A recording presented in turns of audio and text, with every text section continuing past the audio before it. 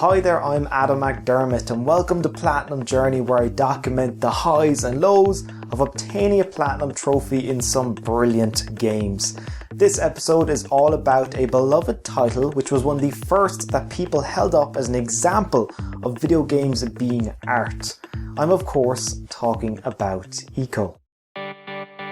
After playing through it once before, I'd picked up both bronze, all 4 silver, but only 3 of the 9 gold trophies. Those 6 gold trophies are for acquiring 2 special weapons, the spiked club and the shining sword, beating the game without dying even once, bringing a watermelon to Yorda after completing the game for a second time. That sounds strange, and it is. More on that later. Beating the game in under 4 hours and beating the game in under 2 hours. My plan of action is to play through the game on a New Game Plus to acquire the Shining Sword and give Yorda the watermelon, while also taking note of how to finish certain areas as fast as possible for the speed run. Then during that speed run I will make a detour to get the spiked club before reloading a previous save and continuing. Hopefully after 2 more playthroughs I will emerge with a platinum trophy. My first playthrough ICO took around 7 hours and now I'm going to try to complete it more than 3 times faster. This speedrun trophy is what got me excited about potentially platinuming this beautiful, majestic game. So come with me on my platinum journey of ICO.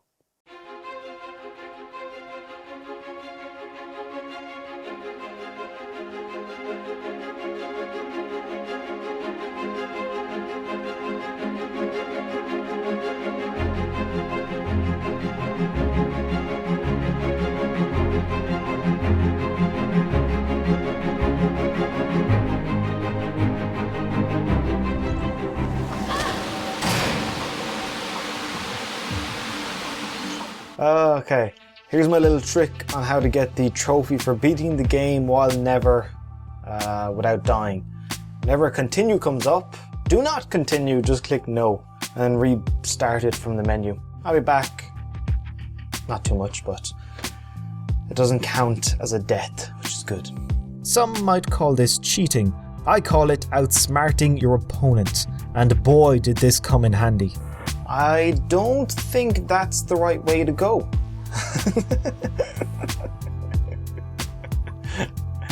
Yeah. Now came time to get one of the coolest special weapons in any game.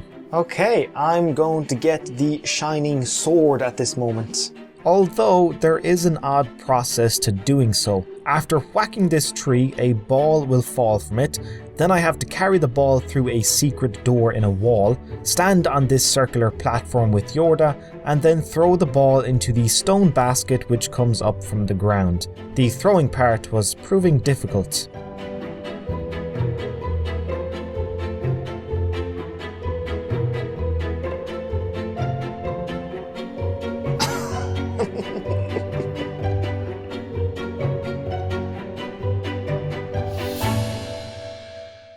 Went in.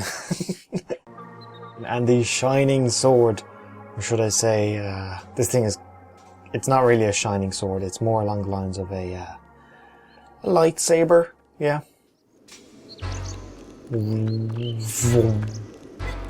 Looks very short. I don't think it's meant to be that short.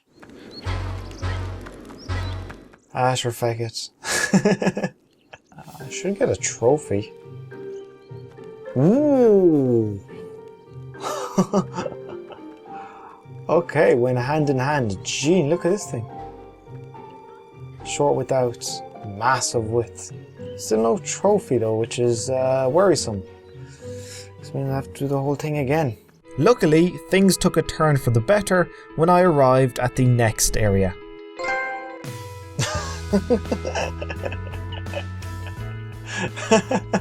That might be the most delayed trophy I've ever gotten. Terrific, it's there. Okay, phew. Now I don't have to replay about half an hour or so. Good. Oh, you're probably wondering what the shining sword looks like in action. Anyway, I slashed my way to the final boss. Excellent. Stunning game. Beautiful. I'm curious to see if I beat it in under 4 hours. I'm pretty sure I did. But first... So the watermelon. I have to pick it up from behind this rock and carry it all the way along the shoreline to Yorda. Pay no attention to me, just a kid and his watermelon taking a stroll. I don't know why this exists, but it has to be one of the strangest trophies I have ever gotten. There is a serious tone to the game, but the last thing I thought I'd be doing is slowly carrying a watermelon along a shoreline. I don't know.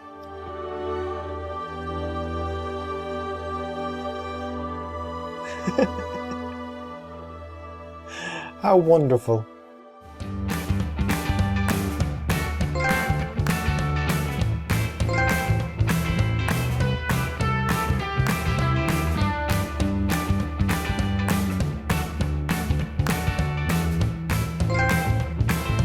Nice, so my first playthrough all those many moons ago was about 7 hours. Second playthrough I'm estimating around 3.5. Now to see if I can do it in under 2. Oof.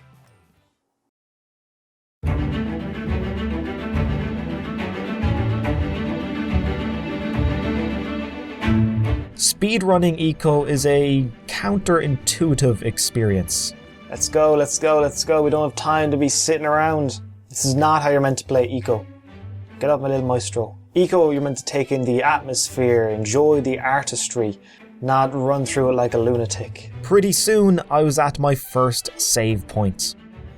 We'll check the time. Okay, I got all the way here in 6 minutes. Not too shabby. The speedrun was going better than expected. I was making good time while running past as many shadow creatures as possible. Although I did have a bit of a clumsy moment while trying to ignite a bomb. Ah, balls! Not to worry, only a little bit of time lost. However, I was now going to tackle quite possibly the hardest part of the entire speedrun, the dreaded graveyard.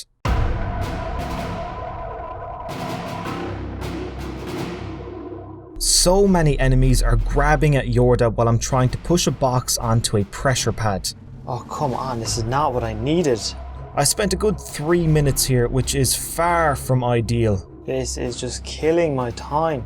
With my temper flared, I was in no mood for Yorda's at times whimsical AI. Oh you bitch! Stand in the spot, numpty.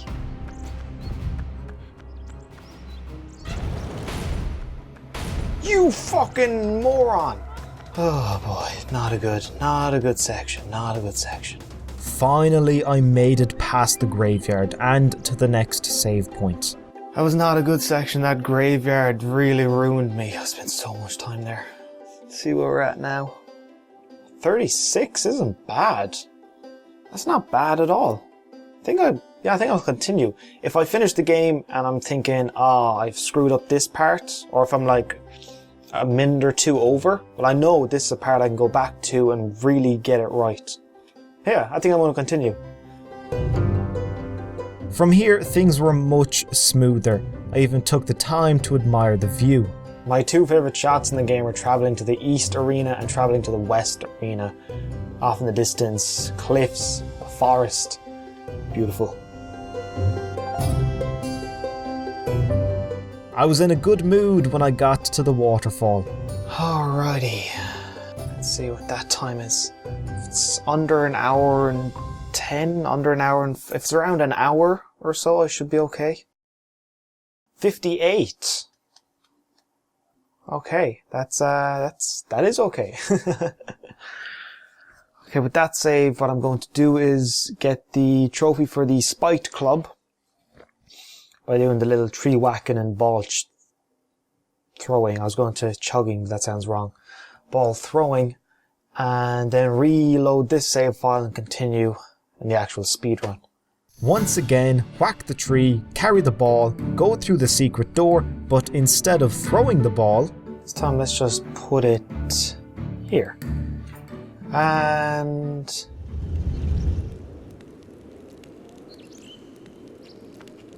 fuck me. So I'll get another fucking ball. Oh, I gotta reload the save.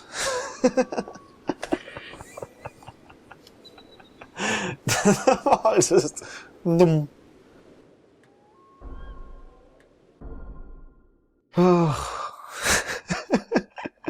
Again, after way too many attempts, I was eventually successful.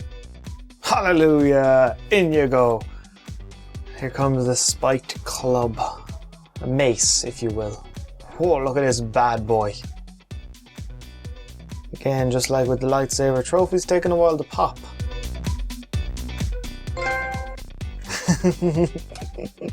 Excellent, excellent. Okay. Good. That's that taken care of. Now time to reload the save. Reload the save and do that entire section again. And this time for real. One trophy left. Beat the rest of the game in under an hour. Under an hour. Not a bother. Not a bother. More specifically, I had 29 minutes to get to the last save, because the final part takes on average 33 minutes. I need to get to that final save with a time of 1 hour 27 minutes or better.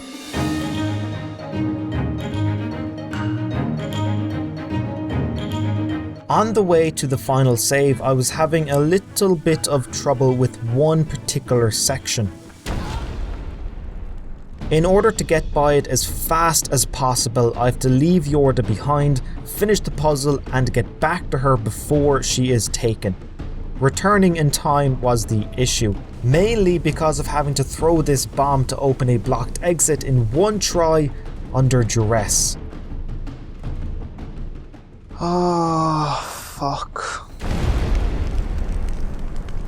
After finally getting it right, I grabbed Yorda and rushed to my final save. Alright, final save. Let's see what it's like. Oh.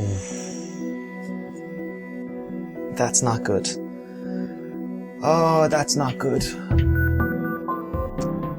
No, I probably finished the game on maybe 2 hours 20 or so. Maybe 2 hours 15. No. I'm gonna have to go back and do it again. That graveyard section where I got huddled down by people. I could save a couple of minutes there for sure. I don't know if clicking continue keeps the counter running or if it resets it. Yes, it does. Something I only figured out afterwards. Every time I screwed up the previous tricky section and hit continue, the counter didn't stop. A complete oversight on my part. Getting from this save to this one does not take 23 minutes, more like 10. I would still not be able to get the platinum trophy on this run, but some advice for anyone watching who might one day attempt this. During the speed run, don't press continue. Reload your previous save instead. Anyway, back to the video. I gotta go back. Turn to the title screen. Oh well. I was a bit optimistic to think I'll do a speedrun my first attempt. Okay, so, let me think. Yeah, I think I'm gonna start before the graveyard at the crane. Because I think up to like here I'm pretty good. Then that part, I screwed up. I like fell down at a place. I went the wrong direction at one time. Yeah, I'm gonna start from here and go through again and then check my time. I'm gonna play through this section from the crane to the graveyard and see if I can lower my time a bit. Get under 19. Playing through this section again mistake-free was going to give me an idea as to how much time I could potentially save throughout the run. Alright, save point up here. Let's see what the split is. Time 1914. And instead it is...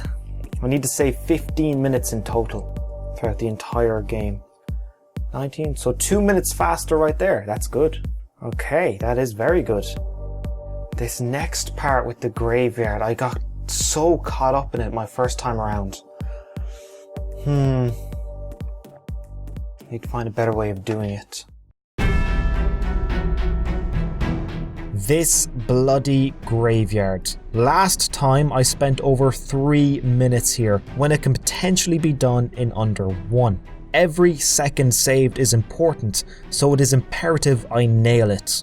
The absolute fastest way is to push this box onto one of the pressure pads, drag Yorda to stand on the other, which opens the door, run through it, go up a floor, push down the other box, place it on the second pressure pad, leaving the door open for Yorda and I to run through, then get a hold of her before she is killed, escape the clutches of the shadow creatures and hightail it out of there. So box, pressure pad, Yorda, pressure pad, run through, push other box down to pressure pad, save Yorda and escape. A lot of moving parts have to fall perfectly into place for this strategy to work. Not easy.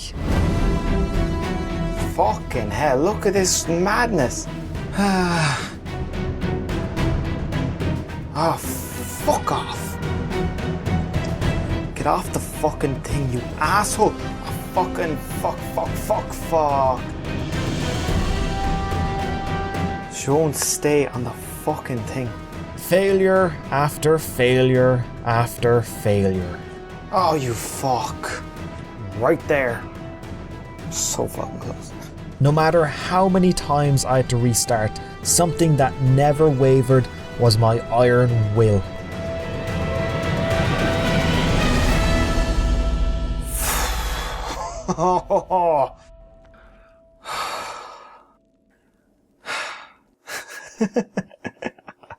I spent an hour at that, an entire hour on one little thing. Okay. Time to find out if it was worth all the effort. Let's see what this is like. So the old time was 36. The new time, 30. Okay, that's 6 minutes saved so far. That's pretty good. 6 minutes under my previous time. I maintained this 6 minute split at the next save and extended it to 7 minutes for the save after that. Going through the game for a 4th time overall meant I was sharper than ever, and it was paying off. Oh, got it in 1, you beauty. Fuck yeah. I was in high spirits running to the West Arena. I'll never tire this shot. Look at that, gorgeous, gorgeous. Second last save, here we go. So this was 1:19. The new time is 1:10. Okay, that's very good. That's very good. That gives me 50 minutes to beat the game. So 20 minutes to finish this arena, the West Arena, finish the whole thing. There's a tricky bomb throwing part, which I'm probably gonna have to redo a couple of times. Other than that, if I can get through here and back in 10 minutes, I'll be in great shape.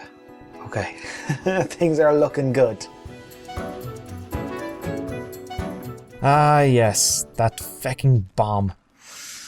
Okay, come on, if I can get this in 1, I'm sorted. Yes, fuck yeah. Perfect, fucking brilliant. I redid this section about 5-6 different times in my initial speedrun, so plenty of failures already in my back pocket to learn from. Things could not be going any better. After a mad dash, I arrived at the final save. Let's see what this save is like. It's gotta be under 130. It's gotta be under 130. It's gotta be under 130.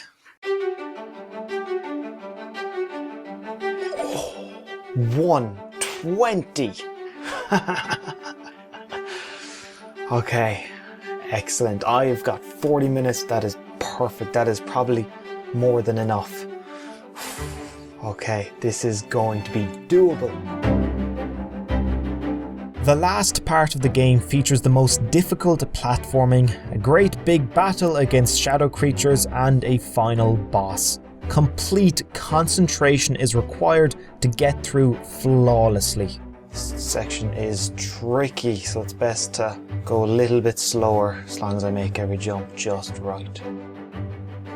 Oh, shit!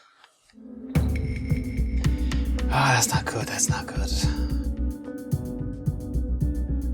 Come on, people, come on. Okay, I lost about 30 seconds there. It's not the worst thing in the world. 30 seconds isn't too bad, so long as I don't make any more mistakes.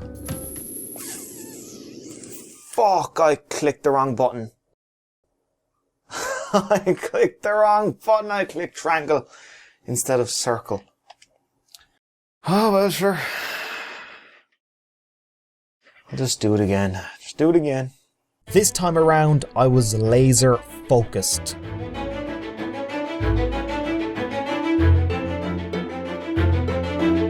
And here we go. Get to the final battle. This will take a while, and then final boss. Done. So many shadow creatures to kill. 53 in total. All while being wary of the clock. But eventually... Ah, yes, okay. On to the final boss. Final boss, gotta be quick about this. The final boss is not difficult. While wielding this sword, she cannot hurt me. But after every one of my attacks, the sword flies out of my hands, making me vulnerable until I can retrieve it. Oh, that was close. That was fucking close.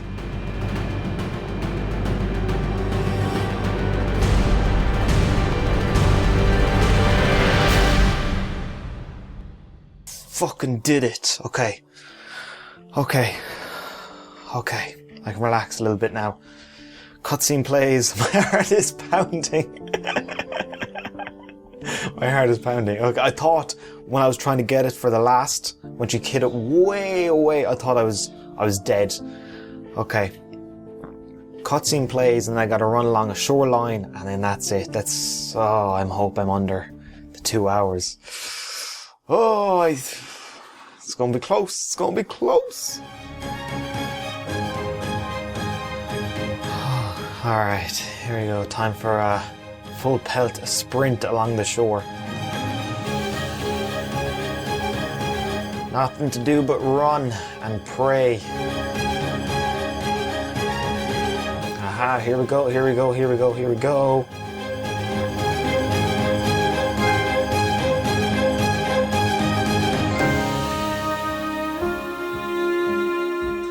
Ah, excellent, nice. Ah, enlightenment, yes sir. Okay, let's see what the final save was after all that. Final time is 1:52. A game which first took me 7 hours to beat was done in 1 hour and 52 minutes. That's insane. What a game.